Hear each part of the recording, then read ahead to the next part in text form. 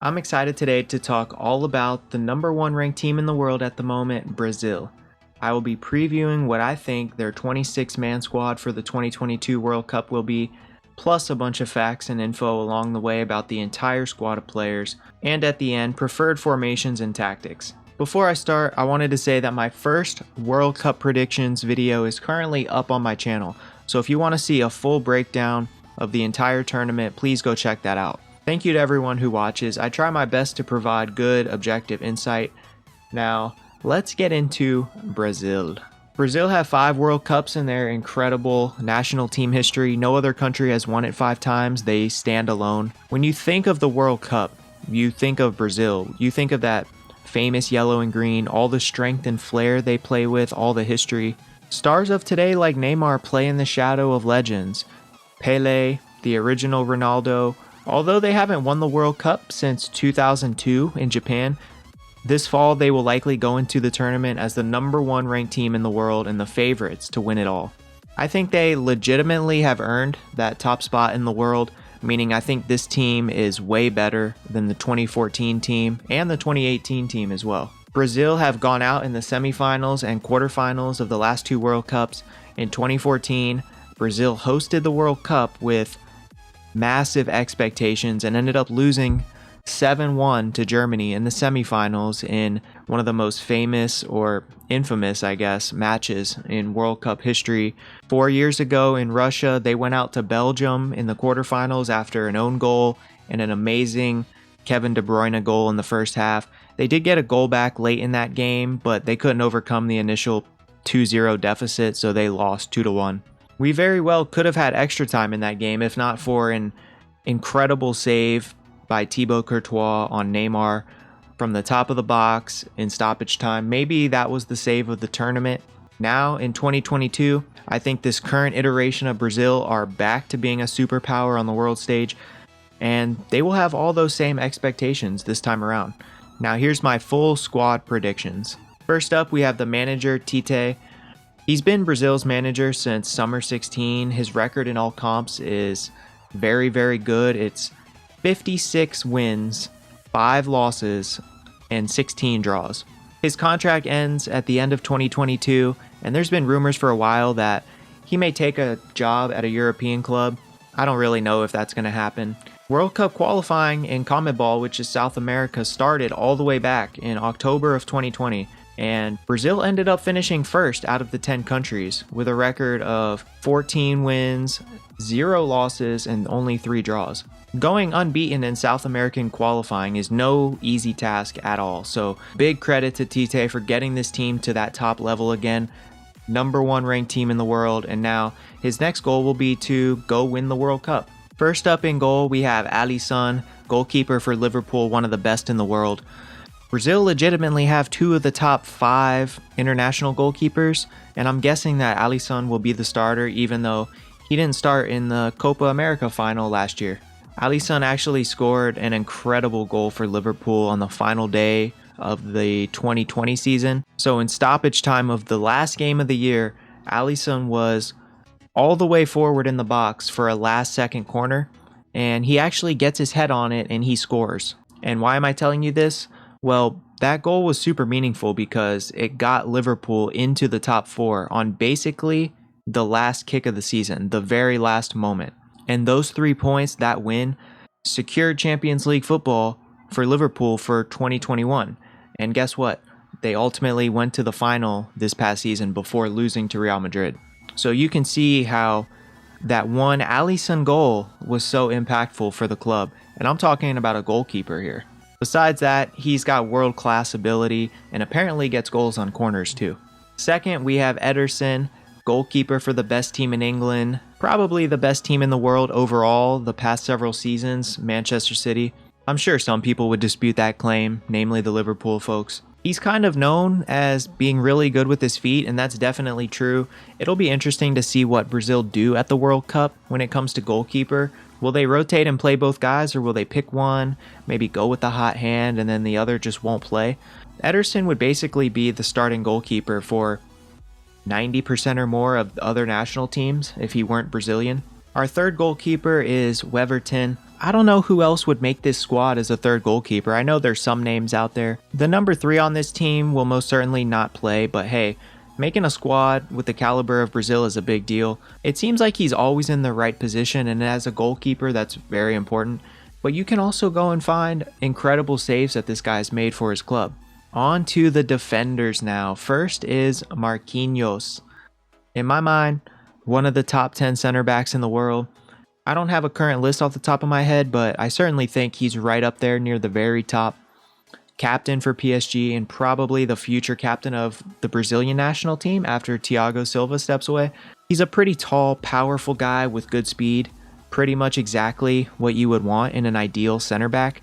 Scores headers on corners because he's good in the air. For example, scored headers for PSG in multiple Champions League semifinals, one against Leipzig in 2020 and another against Man City in 2021. Also scored in the first group stage game of the Copa America 2021. Love Marquinhos as a player and as a leader, and I wouldn't be surprised if he has a rock solid World Cup, maybe scores a goal, maybe leads Brazil to a final. Here we have Thiago Silva, center back and captain of the Brazilian national team. I think that fact alone speaks volumes. Certainly his last World Cup, but he's still playing well at the age of 37. Moved on from PSG 2 years ago and went to Chelsea on a free, which was kind of a steal for them. Played in the Champions League final 2 years in a row in 2020 and 2021. Lost to Bayern with PSG in Lisbon, and then won the Champions League in his first year with the Blues against Man City in Porto. I still see him as a starter for Brazil alongside Marquinhos, but I also see Brazil rotating him out through the group stages since they have Eder Militao who can come in and play alongside Marquinhos. So Thiago Silva doesn't have to play every single minute. He probably could, but that's not necessarily ideal. He's a legendary player who could really cement his legacy, write his name in history if he were to lift Brazil's 6th World Cup. Next is Felipe. Plays for Atletico Madrid. A bit of an older center back, but if you can play for Atletico's backline, you certainly have to have that physicality that you see from CONMEBOL teams. I see him as a backup center back because Brazil obviously have so many good ones, but I won't underestimate what good leadership can bring to a team, so I have him selected. As I just mentioned, Eder Militao, good young tall center back for Real Madrid who just won his first Champions League in May. I hope he gets to play in Qatar, and I think he will because of the Thiago Silva dynamic I talked about. I guess I've seen the good and the bad with Militao. For Real Madrid, I've seen him play outstanding games, and I've also seen him struggle at times, but I would say overall, including the games I've seen him play for Brazil, I would want him on my team. I think some of his attributes are what you're looking for from a center back. So definitely will make the squad for this World Cup and future World Cups to come. Our first fullback on the list, Alexandro, left back for Brazil after Marcelo has gotten older and moved away. Plays for Juventus and is pretty solid all around, I would say. Brazil actually have several left backs they can turn to, but I think Sandro is probably the number one. Over at right back, we have Danilo, who is Alexandro's teammate for Juventus. So both Brazilian fullbacks start for one of the biggest clubs in Italy. Just like Sandro, I would say pretty solid all around and definitely the number one choice right back for the national team. I don't think there's much behind Danilo to threaten his starting spot currently, so I would expect him to play heavy minutes in Qatar. As for the second choice left back, here I've gone with Renan Lodi. He's the left back for Atletico Madrid. He scored at Old Trafford against Manchester United in the last 16 of the Champions League this year, so he can get forward a bit. I also think it could be to his detriment because he was the player who was caught out of position on the lone goal in the Copa America final. Di Maria was able to get in behind him. I'm not saying he's a bad player or anything, but I do know that Argentina were trying to target him. De Paul was telling his teammates before the game that the left back goes to sleep sometimes, referring to Lodi. But I think I would have him in the Brazil squad over some of the others that I will get into in the honorable mentions part of the video. Moving over now to the other fullback position, we have the legendary Dani Alves. He holds the record for most trophies won by an individual player ever. He has 42. Some of those include 2 Copa Americas, 3 Champions Leagues, 6 La Liga titles, 5 Spanish Cups, 4 UEFA Super Cups, 3 FIFA Club World Cups, 2 Confederations Cups, and an Olympic gold medal in 2021. There's more, but as you can tell, he has won almost everything as a player. Does not have a World Cup, however. But anyways, right back for a long time at Barcelona, went back to Brazil for a bit, then back to Barcelona last year. I think his role in coming back was to just be a mentor in the dressing room to the younger players. Similar to Piqué and Busquets, I think, Alba too. He was sort of ahead of his time in terms of how the position of right back has changed and how it's played now. I still have Dani Alves in my squad over Emerson, even though he may be the oldest player at the World Cup if he goes. I'll have to check on that one. They may even need him at times to contribute as a right back, so I don't think he would just be on the squad as a cheerleader. But a guy like this can truly go out on top in Qatar if Brazil can win it all. Last of the defenders, we have Lucas Verissimo. Not really sure if he'll be in the squad, but looking at the depth of some other positions, I probably needed to add another defender, and so this is where I went. I looked at some of the recent Brazil squads and some of the guys who could potentially fill that 26th and final roster spot, so it definitely could be another player that gets in, but I went with Verissimo because he's not a super young player, he's almost 30, and even though he's only got 2 caps with country, I went with the experience over, say, a 21-year-old or something like that. In the middle of the field now, the first player is Casemiro, the heart and soul of the Brazil and Real Madrid midfields. Obviously, no disrespect to guys like Luka Modric or Toni Kroos or other Brazilians, but Casemiro plays a style that most of the other guys simply don't. Plays right there in the middle of the defense, you could say a critical part of the spine of the teams. He's one of the Real Madrid players who has won 5 Champions Leagues. He doesn't score many goals, but he actually did in the Champions League final against Juventus. It was a really nice finish from outside of the box, gave Real Madrid their 3rd goal. You can count on Casemiro to put in a challenge on your best player. Very strong, powerful, one of the best of his generation in that role. If Brazil are to win this World Cup, you can safely bet that Casemiro will be a big part of it. Here we've got Fabinho. Basically plays the same position and role that Casemiro does, except it's for Liverpool. Another position just like goalkeeper where Brazil have 2 of the top players in the world. And the worst part is, I don't think Fabinho is going to play a ton at this World Cup if Brazil stick with mostly a 4-3-3. But Fabinho has been a very good player for Liverpool for several years now. Won the Champions League in 2019 and obviously was part of the 2019 Liverpool team that won the Premier League. Next we have Lucas Paqueta. Plays for Lyon. He's a left-footed midfielder actually.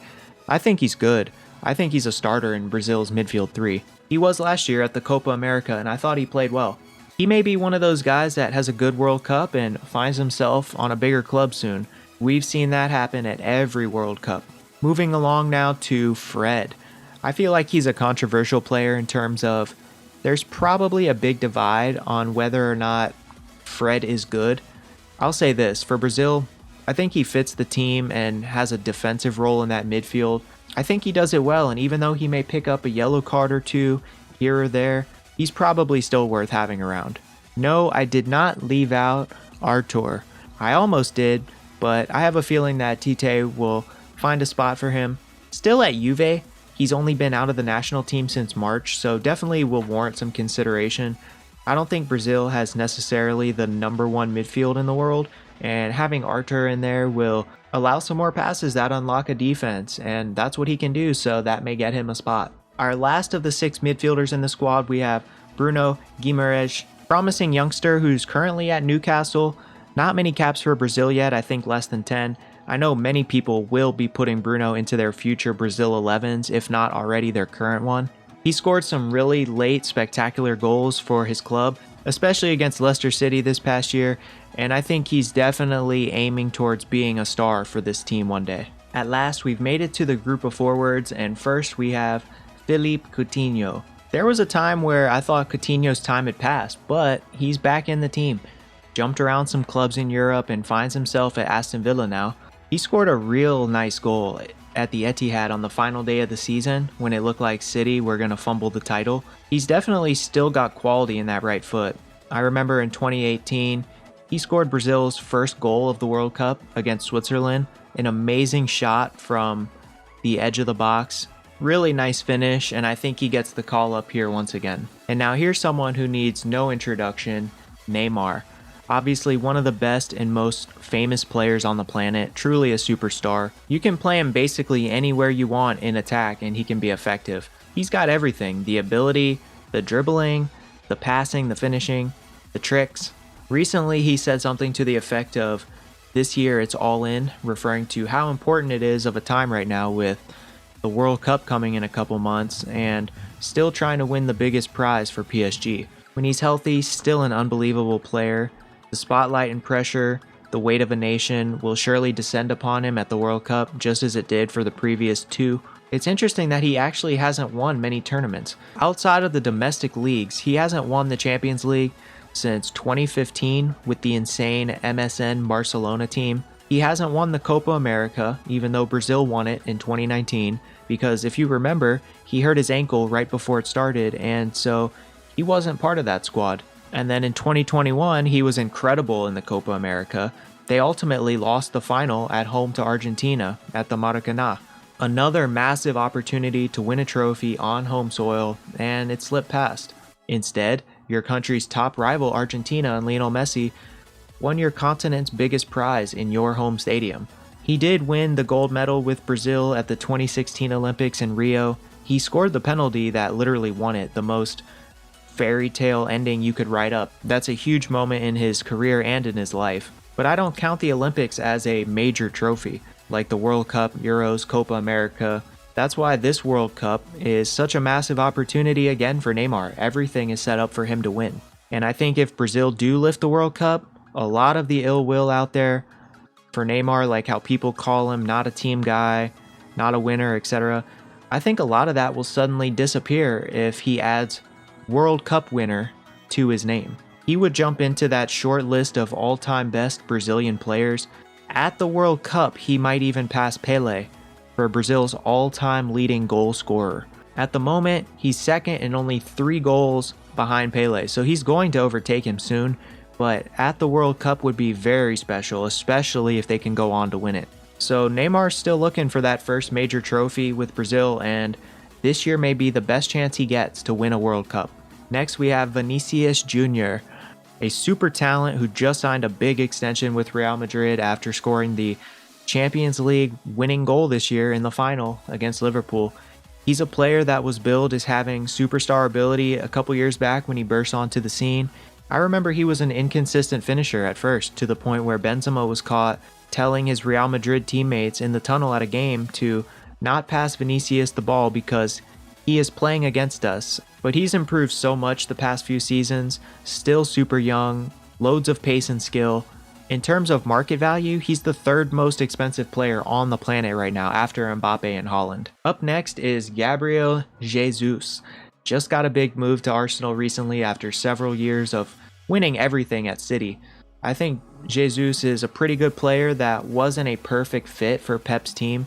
For example, he's basically a center forward, but I'm not sure of his best position. Pep has used him as a number 9, he's used him as a right winger that will track back and put in a defensive shift, for example against Liverpool at the end of the Premier League season this past year, when basically it was a winner of that game was going to go on to win the title. Jesus actually came in and started that game, and I think it was because of that defensive work rate he has. I guess it just speaks to his versatility and why he's a valuable, good player. You can sort of toss him into many places in a lineup and also use him as an impact sub because of his speed. If you don't know, his story of painting sidewalks on the streets of Brazil prior to playing for Brazil at the 2014 World Cup, scoring in the 2019 Copa America final, it's pretty inspiring, that story. Now we've got Rafinha, one of the Barcelona player additions this summer. They got him from Leeds after a couple clubs were after him. A good signing, I think, from Barca. Didn't score a ton of goals in the Premier League, but at Barcelona, he should have plenty of chances, and I think he might do pretty well there. Here we've got Antony, one of the better young players to watch at the World Cup for sure. Plays for Ajax, is a right winger for club and country.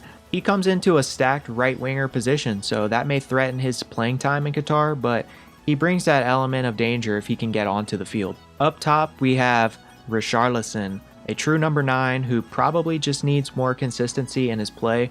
just moved to Tottenham from Everton for a bunch of money. A big physical presence that can finish too. Can even do a job defensively, so you can move him over to the wing and let Neymar play up top and lessen his defensive role. In our very last player here, we've got Rodrigo, the hero from one of Real Madrid's epic Champions League comebacks, the one in the semifinals against City. 2 goals in 3 minutes, I think it was, from the jaws of defeat and elimination into the final in Paris. And then Real Madrid go on to win another piece of silverware. That was the kind of moment that they will make movies about, without a doubt. So that's going to do it for my Brazil squad. Let me know in the comments who you think I may have missed, if anyone. So again, here's the full list. At goalkeeper, we've got Ederson there and Alisson. Weverton's not in the game, I don't believe, because of his status as a Brazilian league player. Our defenders are Marquinhos, Thiago Silva, Felipe, Eder Militao, Alexandro, Danilo, Lodi, Dani Alves. For our midfielders, we've got Casemiro, Fabinho. Coutinho is technically a forward, but he's listed as a midfielder here.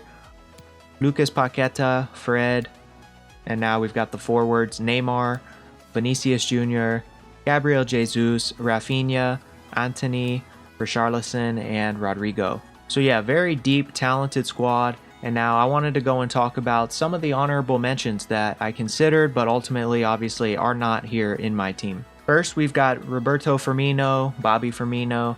I like him a lot, and I definitely could be wrong about this one because Firmino is really good at things like hold-up play, connecting the lines of players, letting his teammates push up the field.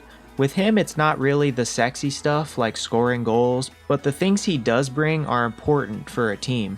I just couldn't take any of those other forwards here off the list, and I would be happy to be proven wrong on this one. Next, I wanted to go up and talk about our little left back position battle. Here we've got Alexandro, and the player I wanted to talk about here was Alex Telles of Manchester United. Probably in competition with Lodi for that other left back spot, unless Brazil elect to bring all three, which I don't know. He can swing in really nice crosses on that left foot, so maybe he's worth a shot for set pieces. That's always a big part of tournament football, but for the purposes of my predictions, I just couldn't get him in there. And then one of the other main players that I had to go and talk about was Fernandinho, who is a great player who's probably just a bit too old for the moment.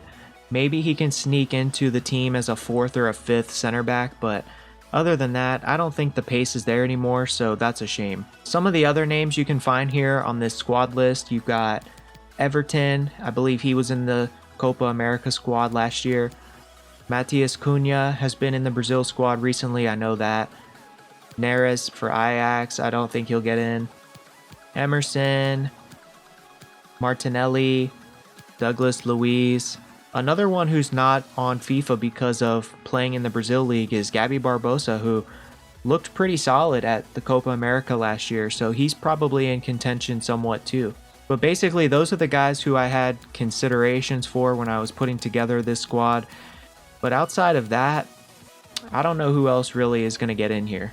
Now on to the last section, the formations, the tactics, that kind of stuff. Brazil seemed to switch around their formation a bit depending on the opponent. I would say they mainly play a 4-3-3, but I've also seen them play a 4-4-2 and a 4-2-3-1 pretty regularly. I think each of those are interesting in their own right and can lead to some interesting lineups for Brazil, so I'll talk about each of those. If we jump in here now to the basic 4-3-3, we've got obviously Alisson in goal. Our center back duo is Marquinhos, and then Thiago Silva, who's the captain. At left back here, we've got Sandro, Danilo at right back. In the midfield, we've got Casemiro there anchoring the team right in the center. We've got Paqueta on the right, if I can get to it. Fred on the left. And then up top in attack, we've got Richarlison playing as the number 9. Gabriel Jesus, the actual number 9, playing on the right side as a winger. And then Neymar over here on the left. And then let's just take a look real quick at the bench. So we've got Vinicius Jr., who definitely has an argument to be in this squad somewhere. Coutinho, Rafinha, Fabinho, Lodi, Militao, Ederson, and then finally our reserves are Antony, Rodrigo, Felipe, and Dani Alves. So as you can tell, this is a very, very stacked, deep team. As I mentioned in the beginning, they definitely have justified being the #1 team in the world with their results of the past 5 years. On paper, they are as good as anybody. The manager, tactically and all of that, has done a really good job. Getting the best out of your best players is exactly what he's done. If I jump over here quickly to the midfield, we've got Casemiro right here. He basically doesn't move. Anybody in that area is going to have problems. On the left side here, we have Fred, who I would say is a more defensive player than Lucas Paqueta is. Paqueta is more of an attacking midfielder, whereas Fred is more similar to Casemiro. So what you could do is move Paqueta further forward and maybe play a 4-2-3-1 and play him as a cam, and then you could have a midfield 2 or a double pivot of Fred and Casemiro, which Brazil have definitely done that in the past, and I'm about to show you guys that in a second.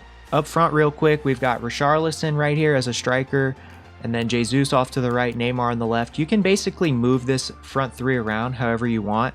Now, as I just mentioned to you guys, a 4-2-3-1 is what I would do, and this is pretty much what it could look like. You can do a lot of different things, but you'd have a front four of the same: Neymar, Paqueta, Jesus, Richarlison, Fred, Casemiro as the double pivot, and then the back four is the same. What I really would want to do is get Vinicius Jr. in this side, and so I think Neymar would have no problem coming over here to the middle. Jesus stays on the right, or you could sub him for whoever you want. And then over here, Lucas Paqueta, sorry, but you're just going to come off the field because Vinicius Jr. needs a spot. Now this is what I want to see from Brazil at the World Cup. Vinicius, Neymar, Jesus, or whoever else, Rodrigo, it doesn't matter. He has the potential to go off at this tournament, and if he could get some regular playing time. Another way you could set up this formation is actually move Jesus up to center forward and then bring Paqueta back in to play on the right as a left-footed player. If we came back to the bench and made some subs here, I think in the back four, if you took out Thiago Silva, Marquinhos becomes your new Brazil captain, and he moves over to the left side where Thiago Silva was. Eder Militao comes in at right center back.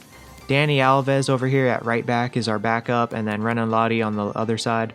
The midfield 2 pivot now becomes, without Fred, you have Casemiro on the left and Fabinho on the right. This would be a really interesting setup. You have 2 really good defensive midfield players sitting in front of 2 good center backs and a world-class goalie. That's a very, very good foundation. Lastly, I just wanted to fill out a couple of new subs, and I put Rafinha over here on the right where he usually plays.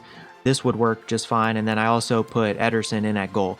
I think maybe in the group stage or early on in the tournament, we may see Ederson play. Again, I'm not totally sure about that. I'll be curious to see what Brazil elects to do.